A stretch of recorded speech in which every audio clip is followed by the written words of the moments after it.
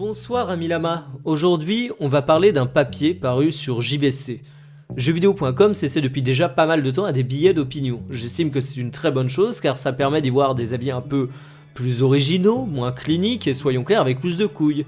Ça éloigne également JVC de son image d'ogre que certains voudraient lui donner, un espèce de grand truc sans âme. Et finalement en donnant une tribune à ses rédacteurs, un endroit où ils peuvent s'exprimer, eh bien on casse un peu cette image. Ils s'expriment pour le meilleur comme pour le pire. Bon, vous commencez à me connaître, vous vous doutez qu'aujourd'hui, si je parle de ça, c'est parce que j'estime qu'on penche plus du côté du pire dans un exemple bien précis. En effet, un papier nommé La narration, seul véritable pilier de jeux vidéo écrit par Silent J. Alors j'aimerais éclaircir un point avant de commencer cette vidéo, on parle ici de la narration, pas du scénario, pas de l'univers, mais de la narration. J'ai eu pas mal de gens mélanger tout ça quand j'en parlais sur Facebook, c'est pour ça que je me permets ce petit éclaircissement. Déjà, le papier commence de la façon suivante. De la simple transmission orale du savoir à la complexité des récits contemporains, l'art du discours est le propre de l'homme au même titre que le rite. Aïe.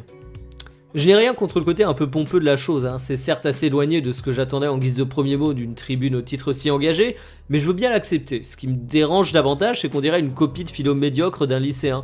Vous savez, le fameux « de tout temps, les hommes » en guise d'accroche. Ce même truc que votre prof de philo vous disait normalement d'éviter à tout prix. Bref, on va pas s'attarder sur ça, la définition sémantique du mot narration, la référence gratos à Aristote pour faire du dropping de culture, non, sinon je vais m'énerver. J'en profite quand même pour dire que selon moi, le boulot d'un journaliste, c'est aussi d'être intelligible. Enfin, de réussir à se faire comprendre de ses lecteurs, pas de se la péter en mettant des mots compliqués, genre intelligible. N'y voyez aucun mépris pour les beaux mots de ma part, mais ce papier en fait trop, c'est comme le mec qui te balance nonobstant en 2016 dans une conversation lambda. C'est de l'intellectualisation à outrance, ça en devient presque ridicule. Mais bon, ça n'engage que moi et ça serait bête de se concentrer sur ça alors que l'article recèle bien pire. Le fait par exemple de citer The Binding of Isaac dans un papier nommé La narration, seul véritable pilier de jeux vidéo. Seul véritable pilier du jeu vidéo. Bon, je comprends bien que ce seul est là pour pousser le propos à son paroxysme et rendre le truc un peu fun. Mais bordel, Binding of Isaac, autant le jeu raconte une histoire intéressante et qui plus est d'une manière intéressante également, d'où le fait qu'on le place ici. Mais putain, c'est un mauvais exemple. Il fait partie de ces jeux qui reposent sur des mécaniques de jeu provoquant un plaisir fou chez le joueur. Battre son record, aller toujours plus loin, esquiver les boulettes toujours plus nombreuses des adversaires. Binding of Isaac, c'est le plaisir simple d'une manette en main lorsque les mécaniques sont bien huilées. Autrement dit, certes, il offre une narration extrêmement intéressante, mais ce n'est pas un titre qui va vous faire dire que la narration est le seul véritable pilier de jeu vidéo, au contraire. Le deuxième exemple du papier, c'est Dark Souls. Bon, encore une fois, c'est pas vide de sens, le jeu propose une narration atypique, et c'est bien de le souligner. Mais bordel, c'est quand même critiquable pour les mêmes raisons que The Binding of Isaac. On nous parle ensuite du cassage du quatrième mur, je reste assez sceptique devant cet exemple qui est assez rare dans le jeu vidéo et finalement qui a rien d'exclusif à notre média. Après tout, cassage du quatrième mur, le terme même vient du théâtre. C'était donc juste question de placer Psycho Mantis, c'est ça ? Non. Stop, Mikael. Tu ne t'y prends pas de la bonne manière. La conclusion du papier. Je vais vous la lire, je vous préviens, ça va être un sacré tunnel, c'est assez long. Le jeu vidéo aime à se lever dans une course effrénée à la puissance, débattant à grand renfort de statistiques sur la proéminence de sa virilité technologique, l'ingéniosité du motion gaming ou encore de la réalité virtuelle. Et si le débat était tout autre ? Et si l'intérêt se trouvait dans le fond et non la forme, dans le message et non le support ?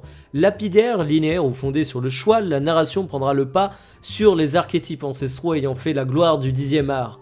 Du seul point de vue narratif, le concept même de difficulté définit une manière d'aborder un univers, un récit pour finalement le découvrir morceau par morceau.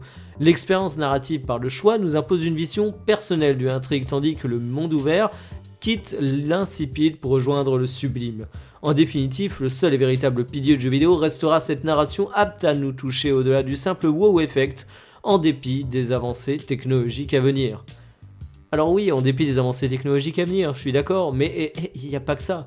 Je suis un grand partisan de l'importance du scénario dans un jeu vidéo et des spécificités que le média offre à la manière de le narrer.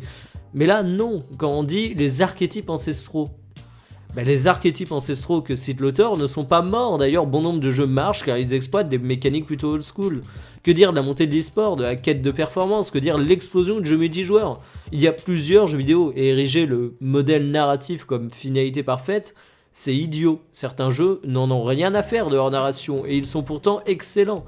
De la même manière, décréter que la difficulté définit une manière d'aborder un univers, même s'il met les pincettes de rigueur en disant que c'est que d'un point de vue strictement narratif, eh bien, je trouve ça assez limite quand même, parce que finalement, le plus souvent, les joueurs vous diront que ça les sort au contraire d'une intrigue. Qui se soucie encore du contexte lorsqu'ils crèvent pour la 100e fois au même checkpoint?